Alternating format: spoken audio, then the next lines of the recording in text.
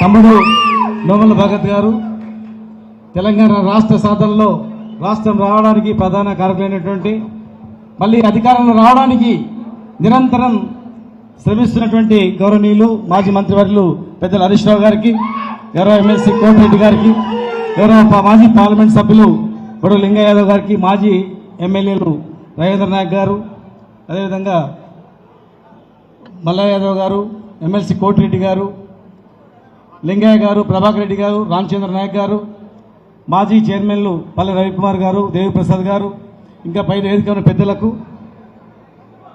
పేరు పేరున హృదయపూర్వక నమస్కారాలు తెలియజేస్తూ, దారి పొడవునా గతంలో కూడా ఎక్కడ పోయినా కూడా మధ్యలో ఇప్పుడు హరీష్ అని ఎట్లయితే ఆకుంటూ వచ్చిండో అది అప్పటి నుంచి అలవాటు. ఎట్లా ఉన్నారు మనల్ని మంచిగా ఉండాలని అరుచుకుంటూ పోయింది. ఒక విగ్రహావిష్కరణకు వస్తుంటే తలకొండపల్లి మండలం దిగినాం.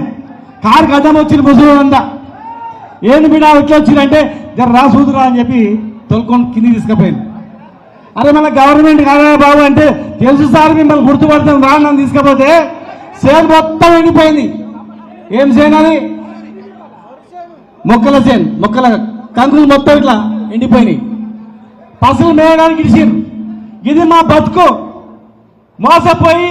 మేమే మోసపోయి ఓట్లు వేసినాం. ఇవాళ మాకు మొక్కం ఎక్కడ చూపి వేసుకోవాలో అర్థమైతే లేదు. మా బతుకులు ఆగమైపోయినాయి. పశువులకు కూడా మేత లేదు, నీళ్లున్నాయి, గ్రౌండ్ వాటర్. అంతకుముందు గ్రౌండ్ వాటర్ ఉండకుండే.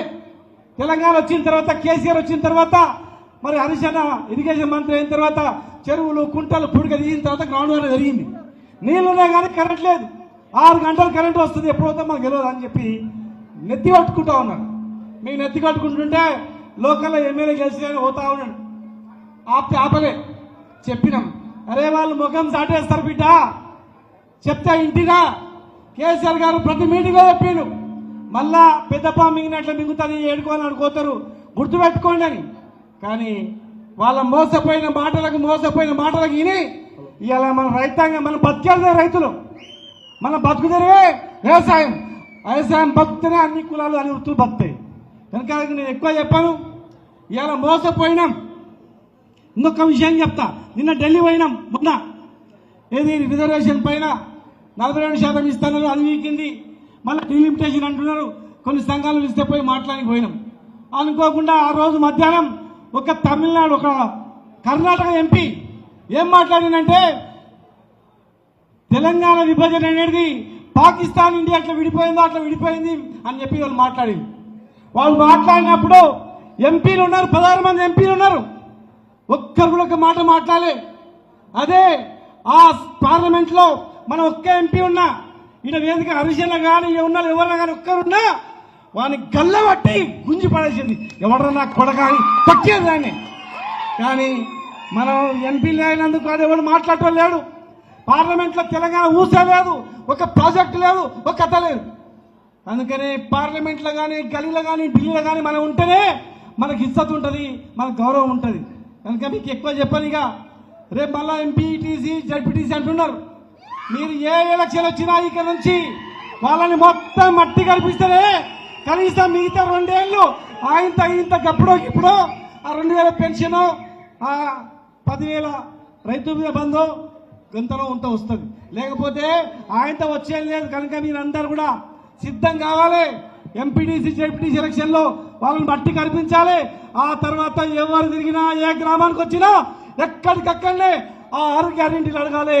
6 గ్యారెంటీలు కాకుండా గొర్రెలు ఇస్తామన్నారు, గొర్రెలకు పైసలు ఇస్తామన్నారు, చేప పిల్లలు అన్నారు, ఉత్తి బజార్ అన్నారు, రైతు బంధు అన్నారు. చివరకు మనం పైసలు పెడితే కూడా పిండిసం దొరికే పరిస్థితి లేదు. కనుక ఎవరం కూడా మళ్ళా కేసీఆర్ గారు ముఖ్యమంత్రి అయ్యేంత వరకు, అధికారంలో వచ్చేంత వరకు, వేదిక ఉన్న పెద్దలందరూ కూడా మళ్ళా ఎమ్మెల్యేలు కలిసి మీ కళ్ళ ముందు నిలవంత వరకు ఒక్క కార్యకర్త కూడా నిద్రపోకుండా అందరినీ చైతన్యవంతులు చేయాలని చెప్పని మరొకసారి మీ అందరినీ కోరుకుంటూ జై తెలంగాణ.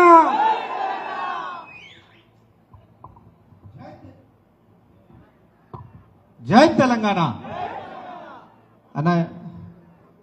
నియోజకవర్గానికి సంబంధించి నిజంగా సరే 2.5 సంవత్సరాల క్రితం మన ప్రభుత్వం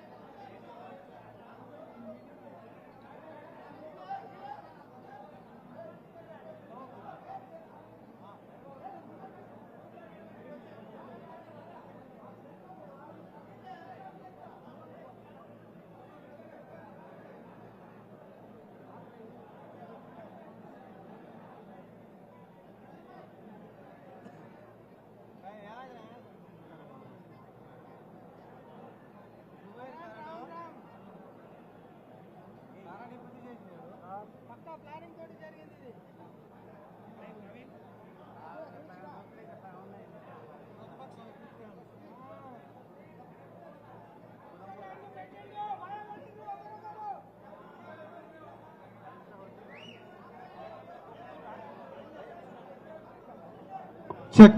వచ్చింది. ఒకసారి అందరు కూడా సైలెంట్ గా జై తెలంగాణ. హలో. ఈరోజు పెద్ద ఎత్తున నియోజకవర్గ వ్యాప్తంగా అలాగే గుర్రంపోడు మండలం ప్రత్యేకంగా కదిలొచ్చినటువంటి బీఆర్ఎస్ పార్టీ కుటుంబ సభ్యులందరికీ పేరు పేరున నా హృదయపూర్వక నమస్కారాలు తెలియజేస్తూ, నిజంగా ఈ నియోజకవర్గంలో గడిచినటువంటి 2.5 సంవత్సరాల నుంచి కూడా ఒకవైపు ప్రభుత్వం పోయిన తర్వాత అధికార పక్షం నుంచి పెద్ద ఎత్తున మీకు ఒత్తిడున్నా, ఎక్కడ ఎన్ని ఇబ్బందులు పెట్టినా, ఎక్కడ ఎన్ని కేసులు పెట్టినా గానీ ప్రజల పక్షాన పోరాడడానికి ఎన్ని కేసులైనా పెట్టించుకుంటామని, ముఖ్యంగా గుర్రంపోడు మండలం మాత్రం పెద్ద ఎత్తున ముందలుండి ప్రతి ఒక్క మండలాలు కూడా పెద్ద ఎత్తున కేసీఆర్ గారిని సీఎం చేసేదాకా కదిలి నిరంతరం కృషి చేస్తామని నాకు అండదండగా ఉంటున్నటువంటి అన్నదమ్ములందరూ కూడా పేరు పేరున మరొకసారి మీ అందరికీ హృదయపూర్వకంగా నా కృతజ్ఞతలు తెలియజేస్తూ, మనందరికీ కొత్తగా చైతన్యం నింపాల్సిన పని లేదు. కానీ మన దగ్గర ఉంటున్నటువంటి వ్యక్తి, ఈరోజు మన మధ్యలో ఉన్నటువంటి వ్యక్తి గౌరవనీయులు మాజీ మంత్రి వాళ్ళు తండ్రి హరీష్ రావు గారు అంటే, అసెంబ్లీలోనే ఉన్నటువంటి కేబినెట్ మొత్తం కూడా అటెన్షన్ కూర్చొని ఉత్సాహం కూడా పోకుండా వాళ్ళందరూ భయపడి ఏం ప్రశ్నలు అడుగుతాడు, ఎట్లా సమాధానం చెప్పాలో తెలవక తలమణుకలయ్యి ఒక్కొక్కరు ఇబ్బందులు పడి చెవులు కొరుక్కొని అన్నను దిగ్బంధం చేసే పరిస్థితులలో ఈరోజు పెద్ద ఎత్తున ఈరోజు అన్నాన్ని ఎదుర్కొనే పరిస్థితి చేస్తారు. అట్లాంటి నాయకుడు ఈరోజు మన నియోజకవర్గానికి వచ్చినాడు.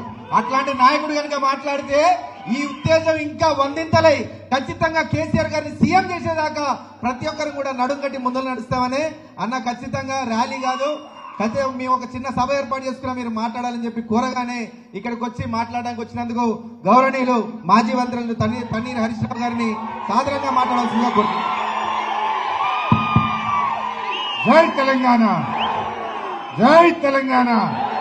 కేసీఆర్ గారి నాయకత్వం, కేసీఆర్ గారి నాయకత్వం. సభాధ్యక్షత వహిస్తున్న తమ్ముడు నోముల భగత్ గారికి, గౌరవ శాసన మండలి సభ్యులు పెద్దలు కోటిరెడ్డి గారికి, మాజీ మంత్రివర్యులు మిత్రులు గౌరవనీయులు శ్రీనివాస్ గౌడ్ గారికి, మన నల్లగొండ జిల్లా పార్టీ అధ్యక్షులు మాజీ శాసనసభ్యులు పెద్దలు రవీంద్ర నాయక్ గారికి, అదేవిధంగా సూర్యాపేట జిల్లా అధ్యక్షులు మాజీ పార్లమెంట్ సభ్యులు పెద్దలు బడుగుల లింగయ్య యాదవ్ గారికి, మాజీ జిల్లా పరిషత్ చైర్మన్ మిత్రులు బండా నరేందర్ రెడ్డి గారికి, గౌరవ మాజీ శాసనసభ్యులు